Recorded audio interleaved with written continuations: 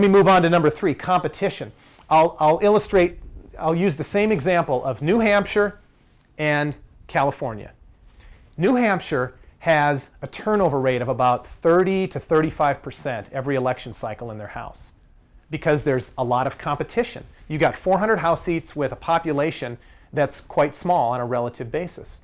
California, on the other hand, 80 seats for 36, 37 million people. You know how many incumbents in the House have lost in the last 4 election cycles? None. Not one single rep has lost in the state of California over the last 4 election cycles when this state is being driven to bankruptcy because of recklessness of the state assembly. It simply is very clear that competition is created in a much more effective way when you have smaller districts. And it just stands to reason. If you double or triple the House in the United States House of Representatives, you're going to have, again, the same amount of money chasing a lot more supply. In the case of House seats, competition brings better government. Number 4, the amount of money required.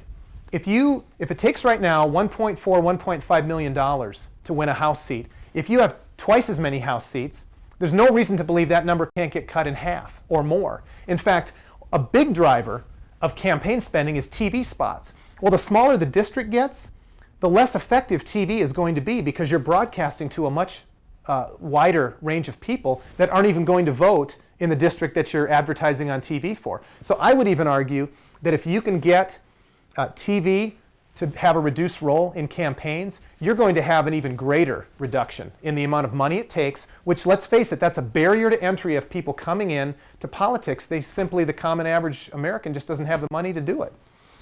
Point 5, accountability. The smaller the district, the more accountable the representative has to be for their people. Because instead of hiding behind this huge mega district where you can largely campaign on TV, you can campaign over the internet and so forth, if you get districts that are smaller, you've got each individual voter having a greater voice and a greater interest in their representative. How often do you ever bump into your representative? In the grocery store? Gas station? Okay? It just doesn't happen. It doesn't happen. It will happen if we can take a district of 700,000 or greater and shrink it dramatically down to maybe the size of a large city, say 100, 150,000, 200,000. Maybe even if we got down to 300,000, that's a much, much smaller footprint where the idea of having town hall meetings, the idea of actually having access to these people to talk to them, to petition them on what your interests, what your concerns are, is much more effective. How about focus?